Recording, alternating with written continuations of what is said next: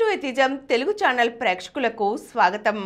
మనం ప్రముఖ సంఘ సంస్కర్త మేటి నాస్తికోద్యమ నేత అయినటువంటి శ్రీమతి సరస్వతి గోరా గారి స్వీయ ఆత్మగాథ గోరాతో నా జీవితం పుస్తకం నుండి అనేక అంశాలు తెలుసుకుంటున్నాం కదండి.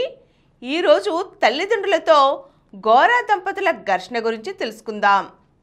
తల్లిదండ్రులతో ఘర్షణ 1927-28 విద్యా సంవత్సరం అయిపోయిన తరువాత కొలంబోలో కాలేజీకి సెలవులు ఇవ్వగానే గోరా గారు కాకినాడకు తిరిగి వచ్చేశారు. కాకినాడలో పిఆర్ కాలేజీ గోరా గారు చదువుకున్న కాలేజీ. 1928 సంవత్సరంలో ఆ కాలేజీ బిఏ తరగతులకు బోటనీ బోధన ప్రారంభించారు. అప్పుడు గోరా గారికి గురువుగా ఉండిన వేమూరి రామకృష్ణారావు గారు కాలేజీ ప్రిన్సిపల్గా ఉన్నారు. ఆయనకు తన విద్యార్థి అయిన గోరా అంటే అభిమానం ఎక్కువ. అందువల్ల కొలంబో వదిలి కాకినాడ కాలేజీకి రమ్మని ప్రిన్సిపల్ గారే గోరా గారిని కోరారు. అలాగే తమ తల్లిదండ్రుల వద్దనే ఉండే అవకాశం రావడం, మరో ప్రక్క కాకినాడ కాలేజీ బ్రహ్మ సమాజం వాతావరణం అవడం చేత తన మార్పు భావాలకు దోహదంగా ఉంటుందని భావించారు గోరా గారు. ఈ విధంగా 1928 జూలైలో గోరా గారు కాకినాడ కాలేజీలో బోటనీ లెక్చరర్గా చేరారు. 1928 సెప్టెంబర్లో నన్ను పాపను గోరా గారు కాకినాడ తీసుకుని వెళ్ళారు. నేను కాకినాడ వెళ్ళేసరికి మా మామగారి కుటుంబంలో ఒక తీవ్రమైన సంఘటన చోటు చేసుకుంది. అది గోరా గారికి సంబంధించినదే. 1925 నుంచి కూడా గోరా గారు జంధ్యం వేసుకోవడం మానేశారు. దానికి అప్పుడు ఆయన పెద్దగా ప్రచారం ఇచ్చి బయటకు చెప్పుకోలేదు. కానీ కాకినాడ వచ్చిన తరువాత ఈ విషయమై తండ్రి కొడుకుల మధ్య ఘర్షణ జరిగింది. మా మామగారు సనాతన ధర్మ పరాయణులు, వర్ణ వ్యవస్థను పోషించి పాటించేవారు. అందుచేత తన కొడుకు జంధ్యం తీసివేయడం ఆయన మనసుకు కష్టం కలిగించింది. తిరిగి జంధ్యం వేసుకోవలసిందిగా గోరా గారి మీద ఒత్తిడి తీసుకుని వచ్చారు. కానీ గోరా గారు ఆ ఒత్తిడికి లొంగలేదు. తనకు వర్ణ వ్యవస్థలో నమ్మకం లేదని, అలాగే మతంలో కూడా నమ్మకం లేదని, నాస్తికునిగా మారిపోయానని గోరా గారు స్పష్టంగా ప్రకటించుకున్నారు. మా మామగారు నిజాయితీపరులైన ఆస్తికులు కావడంతో కొడుకు తిరుగుబాటును సహించలేకపోయారు.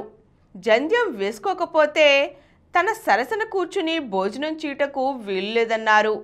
తండ్రి పక్కన కొడుకు కూర్చుని భోజనం చేయటకు వీలు లేదంటే దాని అర్థం ఆ ఇంట్లో స్థానం లేదనే కదా. ఆ సంవత్సరం ఆగస్టులో శ్రావణ పౌర్ణమి వచ్చింది. శ్రావణ పౌర్ణమికి పాత జంధ్యం తీసివేసి కొత్త జంధ్యం వేసుకోవడం ఆచారం. ఆ రోజు మా మామగారు స్వహస్తాలతో జంధ్యం పేని గోరా గారికి ఇచ్చి వేసుకోమన్నారు. గోరా గారు జంధ్యం వేసుకుంటకు నిరాకరించారు. దీంతో తండ్రి కొడుకుల మధ్య మాటలు కూడా పోయాయి. ఈ సంఘటన బంధువులలోనూ మిత్రులలోనూ పెద్ద సంచలనం రేపింది. వెంటనే గోరా గారు వేరే ఇల్లు అద్దెకు తీసుకుని వెళ్ళిపోవాలని ప్రయత్నించారు. ఆ రోజుల్లో జంధ్యం వేసుకుంటకు నిరాకరించడం, కులాన్ని మతాన్ని త్యజించి నాస్తికులుగా మారానని ప్రకటించడం పెద్ద విప్లవం. అందుచేత గోరా గారిని కొందరు బంధువులు మిత్రులు వెలివేశారు. అద్దెకు కూడా మామూలుగా ఇల్లు దొరకడం కష్టమైంది. బ్రహ్మ సమాజానికి చెందిన కౌస్తుభం గారు తమ ఇంట్లో ఒక భాగం అద్దెకిచ్చారు.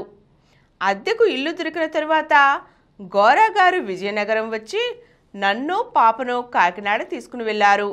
మర్యాద కొరకు మనుమరాల్ని చూపించుటకు గాను మేము 2 రోజులు మామగారి వద్ద ఉన్నాం. వెంటనే అద్దె ఇంట్లోకి మారిపోయాం.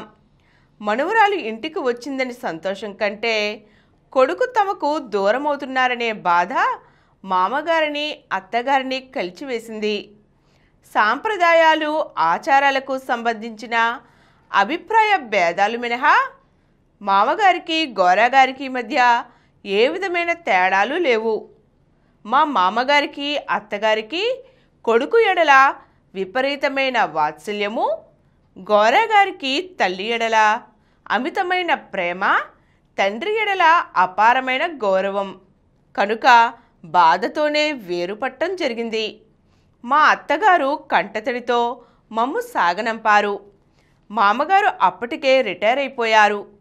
పాత కాకినాడలో సంత చెరువు దగ్గరలో స్వంతంగా కట్టించుకున్న ఇంట్లో ఉండేవారు. మామగారు చాలా ఆచార పరాయణులని, శివభక్త శిఖామణి అని ముందుగానే చెప్పుకున్నాం కదా. భక్తి కీర్తనలు పాడేవారు. ఆయనకు అప్పటికే చాలామంది శిష్యులు ఉండేవారు. గురు పూజలు కూడా అందుకుంటూ ఉండేవారు. అయితే మామగారిలో ద్వేషము, సంకుచిత తత్వము లేవు. విశాల భావాలు కలవారు. మామగారికి తగిన సతీమణి మా అత్తగారు. ఎప్పుడూ చిరునవ్వుతో శివనామస్మరణలో మునిగి ఉండేవారు. ఎంత పనైనా విసుగు లేకుండా చేసేవారు. ఆమె కోపగించుకోవడం అనేది నేను ఎప్పుడూ చూడలేదు. అటు మా అమ్మ, ఇటు మా అత్తగారు ఇద్దరూ మూర్తిభవించిన సహనానికి ప్రతినిధులుగా ఉండేవారు. ఈ విషయంలో వారిద్దరి ప్రభావం నా మీద చాలా పడింది. ఆచార విచార సాంప్రదాయాల్లో ఎన్ని తేడాలు వచ్చినా మమతలను, మానవత్వాన్ని మర్చిపోకూడదనే అభిప్రాయం తండ్రి కొడుకులు ఇద్దరి మధ్య ఘర్షణలో కూడా ద్వేషరహిత వాతావరణాన్ని పోషించింది. అందుచేత మా అత్తగారు నన్ను, పాపను ఎంతో ప్రేమతోనూ దయతోనూ కొత్త ఇంట్లో స్వయంగా దింపి వెళ్ళారు. అయితే ఈ స్థితి ఏర్పడినందుకు కొంత బాధ అందరికీ లేకపోలేదు. ఎవరు దేనిని సరియైనదని భావించి నమ్ముతారో దాన్ని ఆచరించాలి. మన నమ్మకాలను సతర్కంగా ఆలోచించాలి. అప్పుడు అభిప్రాయ భేదాలు బాధాకరమైన ఎడబాటును తెచ్చినా ద్వేషానికి అతీతంగా ఉండడం సాధ్యమవుతుంది. ఈరోజు మనం గోరా గారు జంధ్యం వేసుకోవడాన్ని తిరస్కరించడంతో తల్లిదండ్రులతో ఏర్పడిన ఘర్షణ గురించి సరస్వతి గోరా గారు ఏం వివరించారో తెలుసుకున్నాం కదండి. మరిన్ని అంశాలతో మళ్ళీ కలుద్దాం.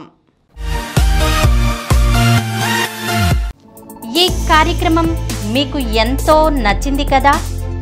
ఇటువంటి మరిన్ని వీడియోల కోసం అనతి కాలంలోనే 20 కోట్ల వ్యూస్ సాధించిన సమరం ఛానల్స్ సమర్పించు పాజిటివ్ ఎథియిజం తెలుగు ఛానల్కు సబ్స్క్రైబ్ చేయండి, లైక్ చేయండి, మీ ఫ్రెండ్స్కి షేర్ చేయండి.